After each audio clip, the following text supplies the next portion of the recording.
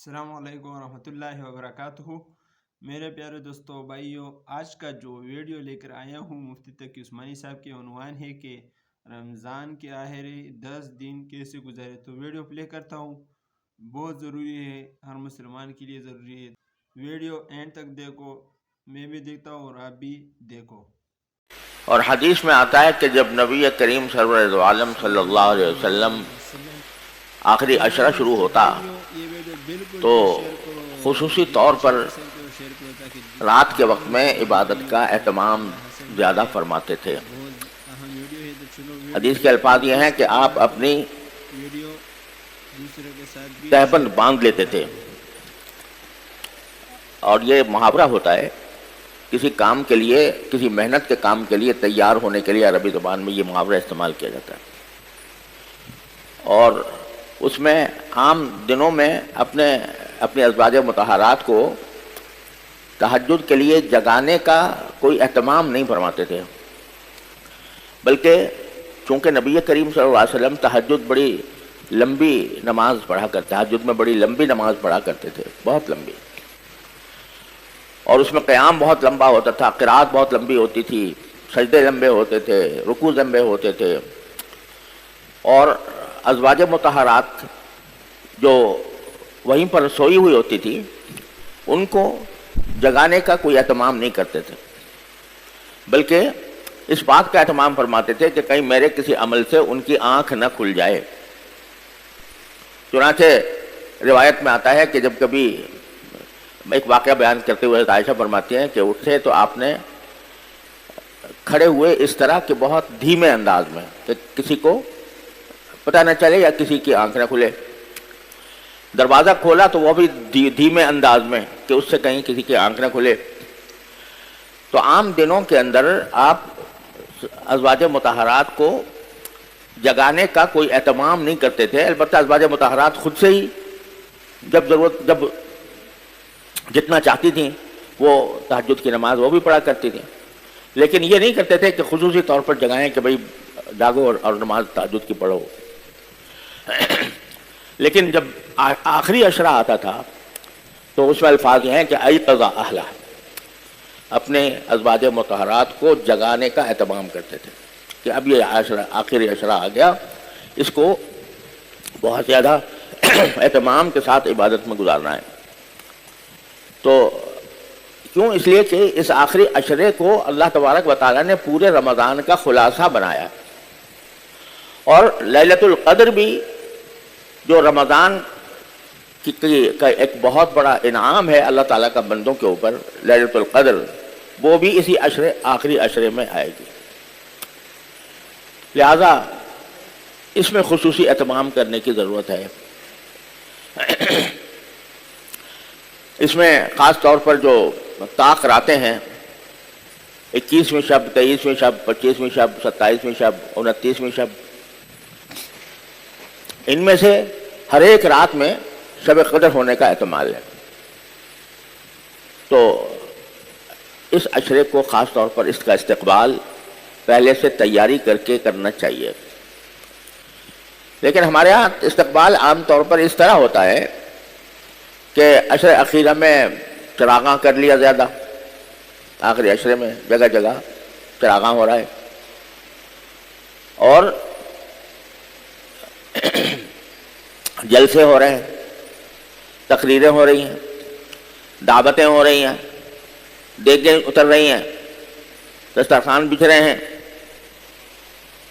ان کاموں میں عام طور سے ہمارے ہاں، اور خاص طور سے ماشاءاللہ ہمارے کراچی والوں کا بڑا ذوق اس معاملے میں زبردست ہے، کہ کراچی میں ایسا لگتا ہے کہ رمضان اسی چراغاں والے علاقے میں جہاں کھانے پینے کے بے شمار راستے ہیں اور ہوٹل کھلے ہوئے ہیں اور ریسٹورنٹ چل رہے ہیں، رمضان یہاں آ کر اترا ہے، اور اس کے نتیجے میں جلسے اور تقریبات، دعوتیں، اس کام کے لیے، اس کام میں اس کو خرچ کیا جاتا ہے عشرہ اخیرہ۔ خوب سمجھ لیجئے کہ یہ رمضان کا مہینہ پورا اور آخری عشرہ خاص طور پر یہ اس لیے ہے کہ بندے کا براہ راست اپنے اللہ تبارک و تعالیٰ سے جوڑ قائم ہو، بندہ براہ راست اللہ تعالیٰ سے رجوع کرے. یہ کوئی اجتماعی عبادت نہیں ہے, یہ کوئی ایسی عبادت نہیں ہے کہ جس میں اکٹھے جمع ہو کے ایک جلوس نکالیں یا ایک جلسہ کریں اور سب چراغاں کر کے دعوتیں کھائیں. اس کام کا نہیں ہے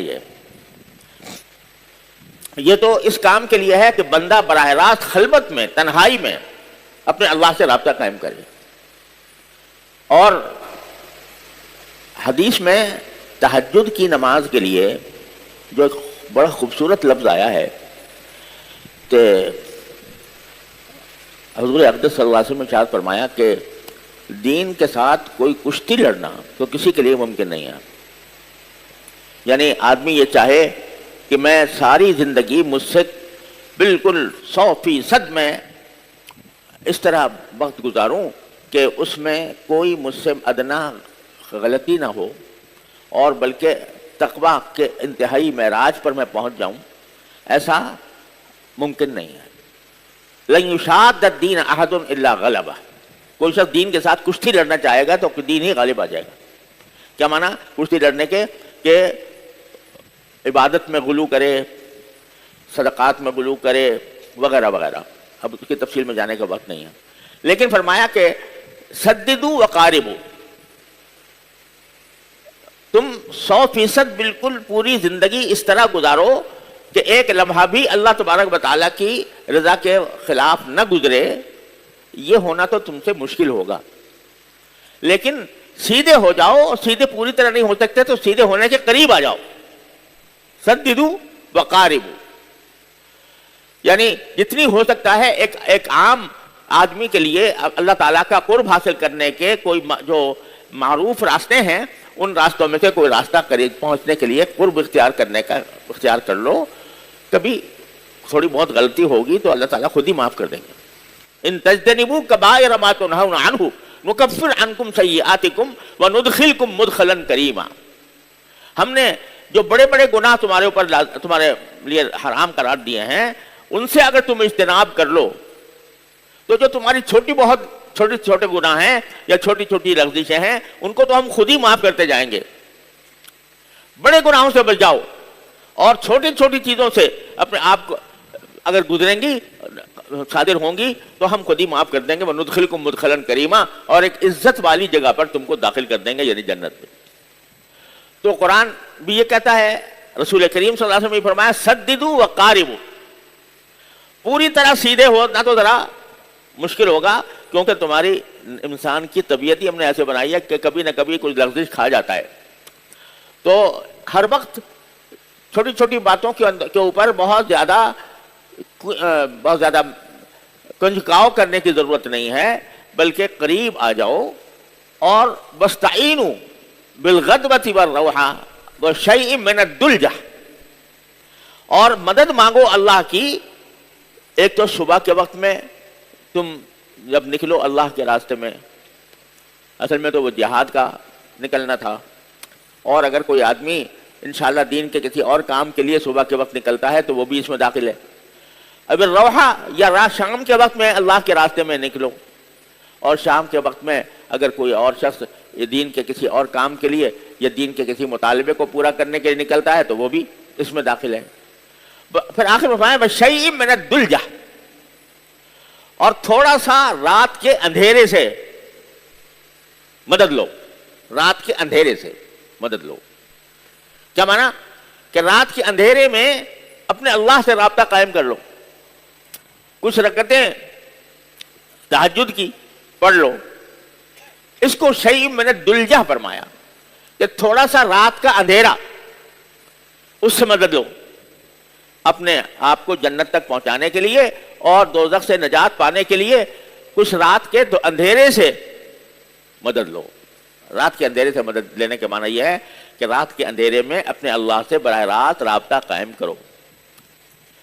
اب یہ جو لفظ ہے نا کہ اندھیرے سے مدد لو, رات کے اندھیرے سے مدد لو, تو یہ بتا رہا ہے کہ اندھیرا بذات خود مقصود ہے. اندھیرے میں اللہ تبارک و تعالیٰ سے رابطہ کرنا یہ بذات خود مقصود ہے. چراغاں کرنا مقصود نہیں, روشنیاں کرنا مقصود نہیں, بلکہ اندھیرے میں ایسے وقت میں اللہ تعالیٰ سے رابطہ قائم کرو کہ جس میں تم ہو، تمہارا اللہ ہو، تیسرا کوئی بیچ میں حائل نہ ہو، شیء من الدلجہ۔ تو یہ راتیں جو آنے والی ہیں، یہ عشرہ جو آ رہا ہے، یہ تقریبات کا عشرہ نہیں، یہ دعوتوں کا عشرہ نہیں، یہ جلسوں کا عشرہ نہیں، یہ عشرہ ہے عبادت کا، تنہائی کی عبادت کا، اندھیرے کی عبادت کا، شیء من الدلجہ۔ اب بعض حضرات یہ اہتمام کرتے ہیں کہ آخری عشرے کی راتوں میں مسجدوں میں جمع ہو جاتے ہیں۔ خیر، جس طرح بھی موقع مل جائے انشاءاللہ غنیمت ہی ہے، لیکن اصل بات یہ ہے کہ اپنے گھر میں، تنہائی میں، اور اگر ہو سکے تو اندھیرے میں اپنے اللہ سے رابطہ قائم کرو۔ جلسہ کرنے کا کوئی موقع نہیں ہے۔ ہاں، بیچارے بعض لوگ ایسے ہوتے ہیں کہ گھر میں اگر رہیں گے تو نیند آ جائے گی، گھر میں رہیں گے تو عبادت کا موقع نہیں ملے گا، تو اس وجہ سے مسجد آ جاتے ہیں، تو چلو کوئی حرج نہیں۔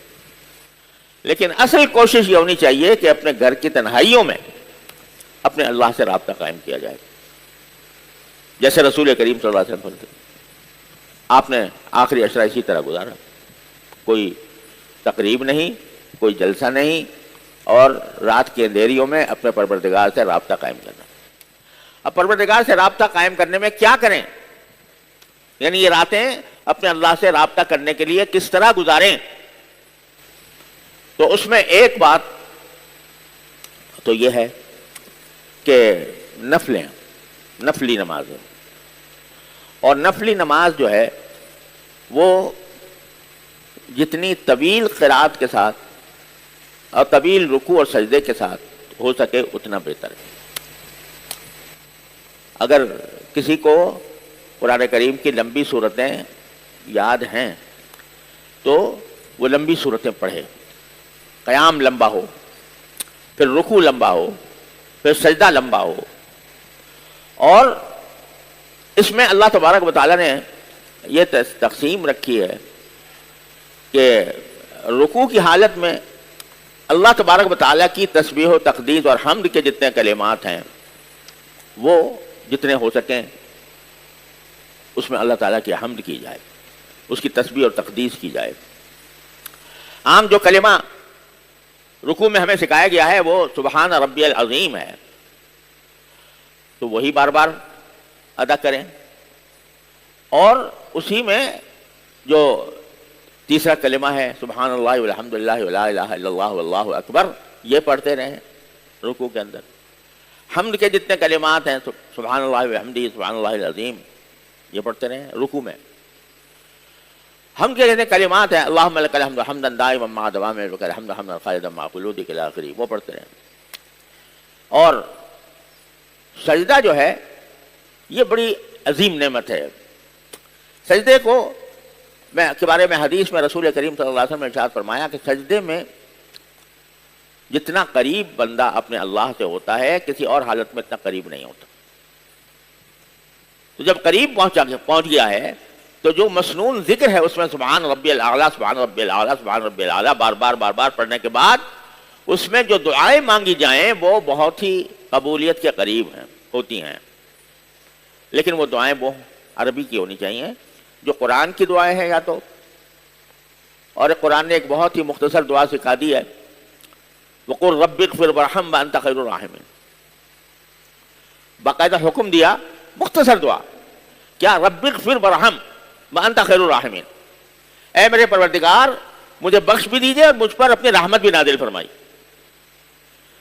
اور آپ بہترین رحمت فرمانے والے ہیں۔ اتنا چھوٹا سا جملہ آخر سورت کے آخر میں وَقُلْ رَبِّ اغْفِرْ وَارْحَمْ وَأَنْتَ خَيْرُ الرَّاحِمِينَ۔ ایک تو پہلی بات یہ ہے اس جملے کے اندر کہ ساری جتنی حسنات ہیں وہ ساری اس میں جمع ہو گئی ہیں دو لفظوں میں۔ اے اللہ میری مغفرت فرما، کیا مانا جو کچھ گناہ مجھ سے ہوئے ہیں معاف کر دیجئے۔ اگر وہ قبول ہو جائے، اور ہوگی کیوں نہیں ہوگی انشاءاللہ، مغفرت ہو گئی تو آدمی گناہ سے پاک ہو گیا۔ اب دوسری بات یہ ہے کہ یا اللہ مغفرت تو کی ہے، رحمت بھی فرمائی ہے۔ رحمت کیا ہے؟ دنیا کے اندر رحمت، قبر میں رحمت، آخرت میں رحمت، جنت میں رحمت، یہ ساری رحمتیں اس میں شامل ہو گئی. تو ایک مختصر سا جملہ خود اللہ تعالیٰ نے سکھا دیا, رب اغفر وارحم وانت خیر الراحمین.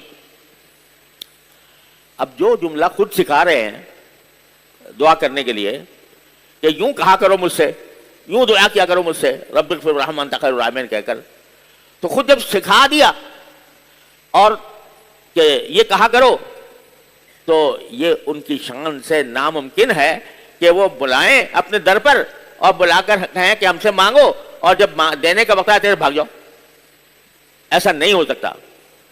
جو خود کہہ رہے ہیں کہ اس طرح مجھ سے مانگو تو وہ ضرور عطا فرمائیں گے انشاءاللہ, مغفرت بھی فرمائیں گے اور رحمت بھی فرمائیں گے. رب اغفر وارحم وانت خیر الراحمین.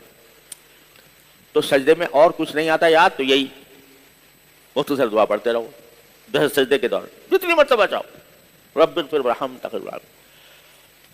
بعض احادیث سے معلوم ہوتا ہے کہ نبی کریم صلی اللہ علیہ وسلم جب سجدے میں دعائیں کرتے تھے تو بہت ایک ہی کلمہ بار بار پڑھتے رہتے تھے, دعا کے ایک ہی کلمہ.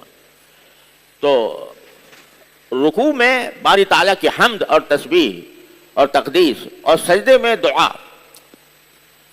جو بھی دعا قرآن کی یاد آ جائے, حدیث کی یاد آ جائے. اور ایک مسلمان کو چاہیے کہ یہ دعائیں پہلے سے یاد کرے. یہ دعائیں بتائی گئی ہیں, یہ جنت میں داخل ہونے کا فارم ہے جو دے دیا گیا ہے ہمیں. آپ یہ فارم بھر دو جنت میں جانے کے لیے, یہ جنت میں جانے کا فارم ہے. تو اللہ کے بندو یاد تو کر لو وہ کلمات جو اللہ تعالیٰ نے یا اللہ کے رسول صلی اللہ علیہ وسلم نے دعا کے لیے سکھائے ہیں, اور وہ نماز کے اندر سجدے کے اندر کرو. اور جو مزید وقت باقی بچے تو قرآن کریم کی تلاوت, اور تیسرے دعا بڑی ہی عجیب چیز ہے. یہ دعا بذات خود ثواب بھی ہے. اپنی دنیاوی ضرورتیں مانگو گے تو اس کے اوپر بھی ثواب ملے گا. یا اللہ مجھے شفا دے دے, یا اللہ مجھے روزگار میں وسعت دے دے, یا اللہ مجھے فلاں چیز چاہیے وہ دے دے. دنیا کی چیز بھی مانگے گا بندہ تو اس کو ثواب تو فوراً مل جائے گا دعا کا. تو دعائیں مانگے. اور بھائی خاص طور پر آج کل ہمارا ملک جس انتہائی بحرانوں کا شکار ہے, زبردست مشکلات کا شکار ہے, بحرانوں کا شکار ہے, پیسے نہیں ہیں, مہنگائی عروج پر ہے, سیاسی لڑائیاں انتہا کو پہنچی ہوئی ہیں, اقتصادی طور پر ملک کمزور سے کمزور ہوتا جا رہا ہے, غریب آدمی کا جینا دوبر ہو گیا. تو یہ بے شک باتیں تو ہم کرتے ہیں, لیکن یہ اللہ سے مانگیں یا اللہ ہماری جو شامت اعمال ہے وہ ہم سے دور فرما دے اور ہمارے ملک کے حالات درست فرما دے. ہر انسان اگر اپنی اپنی جگہ پر یہ دعا کیا کرے, تبصرے تو ہم بہت کرتے ہیں سیاست پر, لیکن جو کرنے کا کام ہے ہم سیاست کا براہ راست اگر اس میں شامل تو ہے نہیں, لہذا ہمارے اختیار میں بھی کچھ نہیں, لیکن اللہ تعالیٰ سے دعا تو کر سکتے ہیں. تو اللہ تعالیٰ کی بارگاہ میں ان راتوں کے اندر خاص طور پر دعا کریں کہ اللہ ہماری شامت اعمال ہم سے دور فرما دے اور ہمارے ملک میں اتحاد و اتفاق پیدا فرما دے, اور اللہ تبارک و تعالیٰ ان اقتصادی بحران سے بھی نکال دے, سیاسی بحران سے بھی نکال دے, اور ہمیں حکومت عادلہ عطا فرما دے, ایسی حکومت عطا فرما دے جو آپ کی رضا کے مطابق. یہ دعا کثرت سے کرنی چاہیے ان راتوں میں. اللہ تبارک و تعالیٰ اپنے فضل و کرم سے, اپنے رحمت سے ہمیں ان آخری عشرے کی برکات سے صحیح طور پر فائدہ اٹھانے کی توفیق عطا فرمائے. آمین. جزاکم اللہ تعالیٰ خیر الجزا و آخر دعوانا الحمدللہ رب العالمین. مجھے کچھ دنوں سے نکسیر کا دورہ ہو جاتا ہے اچانک, تو اس لیے پچھلے جمعہ کو بھی میں نے نماز دوسروں سے پڑھوائی تھی. آج بھی انشاءاللہ نماز اور خطبہ مولانا یعقوب صاحب کریں گے, اور مجھے خطرہ ہوتا ہے کہ کہیں درمیان میں کوئی نکسیر آ جائے تو سب کو تکلیف ہوگی. تو آخر دعوانا